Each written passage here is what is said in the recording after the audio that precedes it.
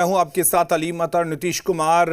NDA विधायक दल के नेता चुने गए। एनडीए विधानमंडल दल की बैठक में यह फैसला लिया गया। पटना में एनडीए विधानमंडल दल की बैठक चल रही है। विधानसभा के सेंट्रल हॉल परिसर में ये बैठक चल रही है और एनडीए के सभी विधायक सेंट्रल हॉल में मौजूद हैं, जिसकी तस्वीरें आप देख पा रहे हैं। विधानसभा के सेंट्रल हॉल की ये तस्वीरें, जहां पर एनडीए के सभी नवनिर्वाचित विधायक मौजूद हैं और इस बैठक में नीतीश कुमार को सर्वसम्मति से नेता एनडीए का चुना गया। और कुछ और दूसरे इलाकों में गिरे।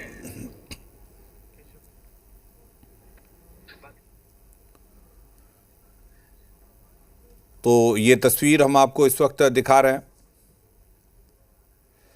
तस्वीरों में आप देख सकते हैं नीतीश कुमार के साथ सभी एनडीए दल के वरिष्ठ नेता मौजूद हैं। विधानसभा परिसर के सेंट्रल हॉल में तमाम जो विधायक नवनिर्वाचित एनडीए के हैं वो इस वक्त मौजूद, और नीतीश कुमार एनडीए के नेता चुने गए हैं। एनडीए विधानमंडल दल की बैठक में ये फैसला लिया गया है। विधानसभा के सेंट्रल हॉल परिसर में ये बैठक आयोजित की गई, जहां पर नीतीश कुमार को नेता चुना गया। कल सीएम पद की शपथ लेंगे नीतीश कुमार।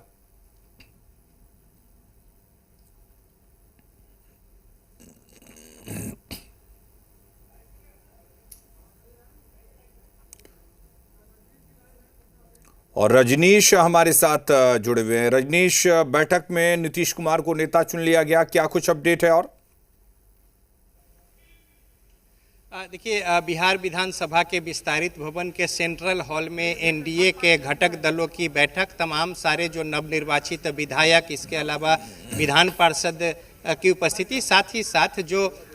तमाम जो घटक दल हैं उनके जो बड़े नेता हैं उनकी भी उपस्थिति है और उनकी उपस्थिति में यहाँ पे बैठक शुरू हुई। नीतीश कुमार को नेता यहाँ पे एनडीए का चुन लिया गया है और इससे पहले सदन में जब बैठक की शुरुआत हुई सेंट्रल हॉल में, तो फिर सम्राट चौधरी ने उनके नाम का प्रस्ताव रखा और करतल ध्वनि से और ध्वनि मत से समेकित रूप से समर्थन जो है तमाम लोगों ने इस प्रस्ताव को स्वीकार करते हुए और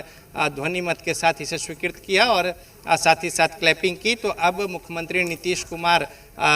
जो कि यहाँ पे एनडीए के नेता के तौर पे फिर से चुन लिए गए हैं और साथ ही साथ अभी थोड़ी देर बाद बाहर अभी निकलेंगे यहाँ पे, और तमाम सारे जो घटक दल हैं उनका समर्थन पत्र जो है उनके चुने हुए जो नेता हैं घटक दलों के, उनके हस्ताक्षर के साथ वो भी यहाँ पे। और इसके अलावा यहाँ से मुख्यमंत्री नीतीश कुमार निकलकर राजभवन पहुँचेंगे, जहाँ पे वो इस्तीफा भी देंगे और साथ ही साथ सरकार बनाने की दावेदारी, आंकड़ा डाटा और जो उनके साथ बहुमत है इसको पेश करते हुए अपनी बात को रखेंगे और फिर राज्यपाल की ओर से उन्हें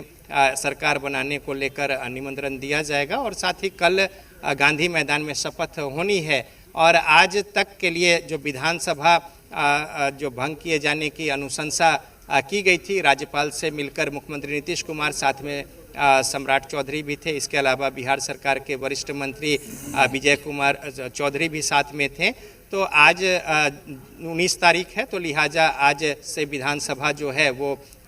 तमाम सारे जो सदस्य चुनकर आए थे पिछले सदन में, तो आज उसे विघटित आज से माना जाएगा और साथ ही साथ नए सरकार के गठन और विधानसभा की जो स्वरूप है इसके गठन की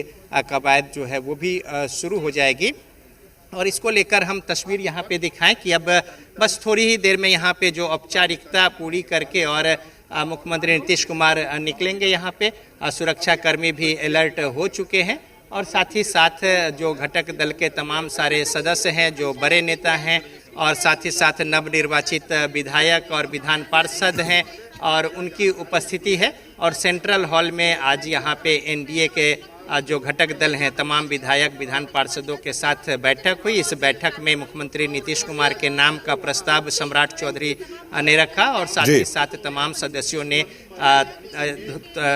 करतल ध्वनि से इसका स्वागत और समर्थन किया। तो इस तरीके से बस अब थोड़ी ही देर में मुख्यमंत्री नीतीश कुमार यहाँ से निकलेंगे और साथ ही यहाँ से सीधा फिर वो राजभवन जाएंगे। तो सरकार बनाने की जो औपचारिकता और कवायद है वो तेज हो गई है और अब लगभग वो सारी औपचारिकताएं भी पूरी हो चुकी हैं पार्टी के स्तर पर और घटक दल के साथ समन्वय को लेकर। और अब जो औपचारिकता है राजभवन के साथ वो पूरी हो जाएगी और उसके बाद फिर कल शपथ ग्रहण को लेकर जो तैयारियां चल रही हैं वो पूरी होनी है। तो लिहाजा अब बिहार में नए सरकार का गठन और मुख्यमंत्री नीतीश कुमार 10वीं बार ऐतिहासिक गांधी मैदान में, और ऐतिहासिक पल वो होगा वो जब देश के कोई नेता 10वीं बार मुख्यमंत्री के पद के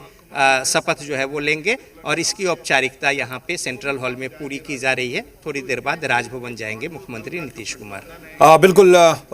जैसा कि रजनीश आप बता रहे हैं कि पहले यहाँ से मुख्यमंत्री निकलकर क्या राजभवन जाएंगे, उसके बाद इस्तीफा सौंपा जाएगा, फिर सरकार जो है वो गठन करने के लिए प्रस्ताव पेश किया जाएगा। देखिए विधानसभा का जो कार्यकाल था वो तो 22 तारीख तक था, लेकिन चूंकि अब पहले ही अनुशंसा जो है वो 19 तारीख तक के लिए कर दी गई है, तो यानी कि आज से विधानसभा जो है वो विघटित माना जाएगा। और साथ ही साथ अब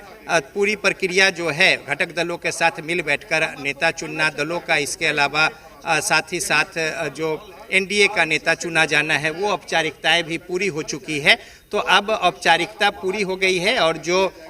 गठबंधन के जो नेता चुने जाते हैं वही मुख्यमंत्री भी होते हैं और मुख्यमंत्री नीतीश कुमार के नाम पर कहीं कोई शक संशय या किसी तरह की बात नहीं और पूरे स्मूथ प्रक्रिया जिस तरीके से शेड्यूल था उस तरीके से ये पूरी हो चुकी है। और अब यहाँ से फिर राजभवन जाएंगे, चूँकि पिछले दिनों जो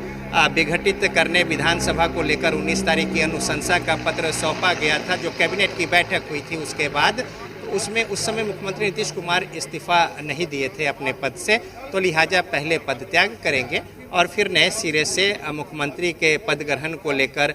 पदभार को लेकर। और ये देखिए अभी आ रहे हैं मुख्यमंत्री नीतीश कुमार सेंट्रल हॉल से निकलकर और बस थोड़ी ही देर में तस्वीर जो है वो सामने में होगी और तमाम सारे जो लोग हैं, यानी कि अब पूरी हो चुकी है बैठक अंदर में और जो कुछ अधिकारी हैं उनके भी बाहर निकलने का और शेड्यूल ऊपर से जो मुख्यमंत्री नीतीश कुमार बाएं साइड जो स्टेयर है उससे बाहर निकलेंगे यहाँ पे और तमाम जो घटक दल के लोग हैं वो भी यहाँ पे दोनों ओर से, यानी कि पुराना जो विधानसभा है उधर से भी और ये नया विधानसभा का एंट्रेंस है और इधर से भी बीच में सेंट्रल हॉल है जो विस्तारित भवन है उसमें। और इसी तरीके से यहाँ पे तमाम सारे जो सदस्य हैं वो निकलेंगे। तो जाहिर तौर पे नेता जो है वो चुन लिया गया है, औपचारिकताएं जो है वो पूरी हो चुकी है और बस अब थोड़ी ही देर में यहाँ पे तैयारियाँ बाहर में जो उनके कारकेट है और साथ ही जो सिक्योरिटी है वो भी अलर्ट मोड में है और यहाँ पे अभी पहुँचेंगे मुख्यमंत्री नीतीश कुमार, फिर यहाँ से राजभवन का रुख करेंगे और आगे सरकार बनाने की जो प्रस्ताव जो है अपने समर्थकों के साथ और संख्या बल के साथ वो उन्हें सौंपेंगे और उसके बाद सरकार बनाने की जो कवायद है वो लगभग पूरी हो जाएगी और औपचारिकता जो है वो कल शपथ ग्रहण के साथ पूरी होगी और उसके बाद फिर विधानसभा जो है और आहूत होगा और प्रोटेम स्पीकर जो हैं वो विधानसभा यहाँ पे आहूत करेंगे और प्रोटेम स्पीकर के तौर पर जो हरिनारायण सिंह है हरनौत से, जो कि 10वीं बार चुन कर आए हैं, वो चूँकि सबसे पुराने जो सदस्य होते हैं वो प्रोटेम स्पीकर होते हैं, सबसे ज़्यादा अनुभवी, तो उनका काम होगा कि सदन में सबको जो नए चुनकर आए हैं शपथ दिलाना सदस्यों को और साथ ही साथ जो निर्वाचन होता है विधानसभा अध्यक्ष का वो प्रक्रिया को पूरा कराना और साथ ही साथ नए चुने गए जो विधानसभा अध्यक्ष होंगे उनको आसन पर बैठाकर प्रोटेम स्पीकर का काम पूरा होगा और साथ ही साथ उससे पहले तमाम जो नवनिर्वाचित सदस्य हैं उनको भी यहाँ पे जो शपथ है वो दिलाई जाएगी और इस तरीके से विधानसभा का कार्य पूरा होगा, सरकार के गठन का कार्य पूरा होगा और फिर उसके बाद फरवरी महीने में जो बजट सत्र है वो सुचारू रूप से संचालित होगा और इस बार का बजट सत्र जो है वो भी बड़ा ही दिलचस्प होगा देखना, चूँकि जो बातें दावे किए गए हैं और घोषणा पत्र के जरिए जनता से जो कमिटमेंट है उसके तहत एक बजट आकार बड़ा होना जरूरी है। तो किस तरीके से उन तमाम बातों को समाहित करेंगे बजट में और कहाँ से पैसा आएगा, कहाँ पैसा जाएगा, किन मदों पे कितना खर्च होगा राशि, ये भी बजट सत्र जो है इस बार बड़ा देखना दिलचस्प होगा। चूँकि पहली बार ऐसा है कि बिहार में विधानसभा के चुनाव के पहले इस तरीके से जो जनहित को लेकर और साथ ही साथ आर्थिक सीधा लाभ को लेकर इतनी घोषणा और इतनी बातें की गई हैं, तो लिहाजा अब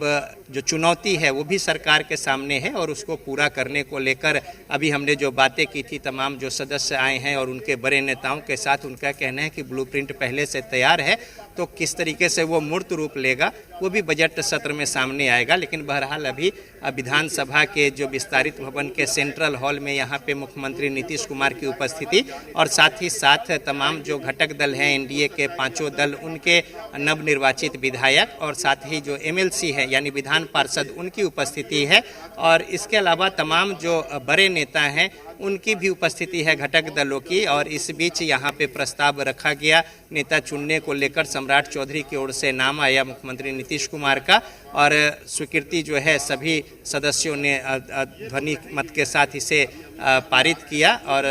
साथ ही साथ इस प्रस्ताव पर मुहर लगी और अब नेता चुन लिए गए हैं मुख्यमंत्री नीतीश कुमार। यानी एक बार फिर से मुख्यमंत्री के लिए एनडीए ने अपनी ओर से उन्हें न सिर्फ नामित किया बल्कि पूरे तौर पे जो वैधानिक प्रक्रिया और जो विधि विधान है उसके साथ वो नेता चुन लिए गए हैं। और अब जो औपचारिकता है राजभवन जाकर इस्तीफा देकर मुख्यमंत्री पद का और फिर नए सिरे से मुख्यमंत्री और सरकार गठन को लेकर अपना जो पेश करेंगे दावा आंकड़ा डाटा के साथ, और साथ ही साथ उसके बाद राज्यपाल की ओर से उन्हें सरकार बनाने का निमंत्रण मिलेगा और कल शपथ ग्रहण इस कड़ी में होगा। और शपथ ग्रहण के साथ ही ये पूरी जो प्रक्रिया थी चुनावी वो पूरी होगी। चूँकि एक लंबा समय जो है, हालांकि 2 ही चरण के चुनाव थे लेकिन